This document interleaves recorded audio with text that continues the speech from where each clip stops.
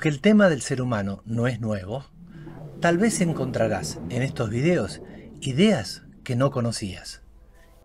Este es el primer capítulo de una serie dedicada a la cuestión de qué es ser humano. En general, nos guiaremos por las ideas de Silo, al que ya hemos presentado en otros videos del canal, y lo haremos con nuestras propias palabras. Abajo dejaremos los enlaces para consultar las fuentes. Normalmente, cuando se toca esta cuestión, se echa mano de abstracciones o teorías muy alejadas de nuestra vida personal y cotidiana. Por nuestra parte, como solemos hacer siempre que podemos, tratamos los temas de forma que cada uno pueda comprobar en su propia experiencia lo que decimos. Que es ser humano no es un asunto alejado de nuestra existencia real, todo lo contrario. Se trata de la imagen que tenemos de lo que somos y de lo que son las personas que nos rodean. Por ejemplo, si pienso que yo soy un ser mecánico o un autómata, poco importará que trate de dar un sentido a mi vida o de forjar mi destino, porque todo ocurrirá pese a mi voluntad. Si los demás son cosas o robots, tal vez solo tengan sentido para mí en el momento que me son útiles. Cuando dejen de serlo, los puedo desechar.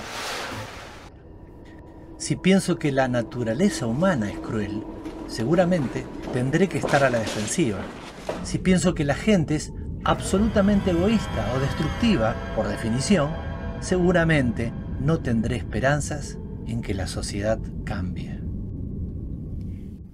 En este primer capítulo trataremos de definir qué es lo específicamente humano, abriendo temas que desarrollaremos en los siguientes capítulos. Si decimos, por ejemplo, que lo social define a los seres humanos, nos vamos a encontrar que hay muchos animales que tienen mucha vida social. Si dijéramos que el lenguaje nos diferencia, también nos encontramos con muchos animales que tienen diferentes tipos de lenguaje. Y lo mismo nos ocurrirá con los afectos o con la capacidad de usar herramientas. Sin embargo, el ser humano es social e histórico, y no solo social.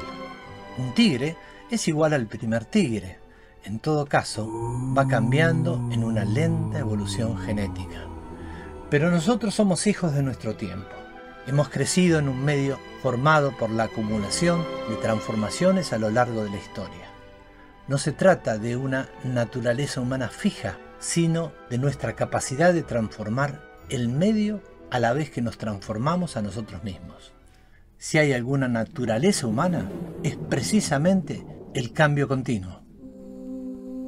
Naturalizar a las personas negando su intención ha sido históricamente la justificación de diversas formas de discriminación al quitarles derechos a quienes tienen otra raza u otro sexo, o son pobres, o por lo que sea. Al negar su intención, se les convierte en objetos. Con mala fe, se supone que estas personas tienen una naturaleza inferior dentro de una escala u orden natural que debe ser preservado. Nuestra conciencia opera con un horizonte temporal amplio. Por ejemplo, puedo decir, ahora me acuerdo de que cuando era niño quería ser astronauta. O, en el futuro nos reiremos al recordar esta situación que nos resulta tan difícil ahora. En cada momento presente se entrecruzan recuerdos y proyectos en un espacio mental complejo. Esto hace que nuestras decisiones tengan en cuenta muchas cosas, mucha experiencia adquirida y proyectos e intenciones variadas, escapando de lo que percibimos de modo inmediato. Es decir, esto hace posible que nuestro comportamiento no sea una conducta refleja inmediata, sino que podemos diferir respuestas y ajustarlas según nuestras intenciones o nuestros objetivos a más o menos largo plazo. Por ejemplo, en la relación con otras personas podemos tener enfados, aburrimiento o diferentes conductas casi reflejas que nos asaltan. Pero vamos ajustando nuestro comportamiento según nuestra experiencia y de acuerdo con nuestras intenciones o proyectos con esa persona o grupo.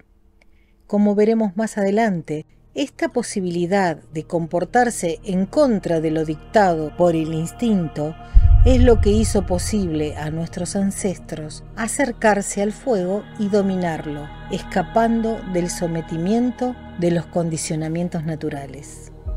Aquí ya estamos hablando de la intencionalidad de nuestra conciencia, la capacidad de orientarnos hacia lo que nos interesa y no solo responder de forma refleja.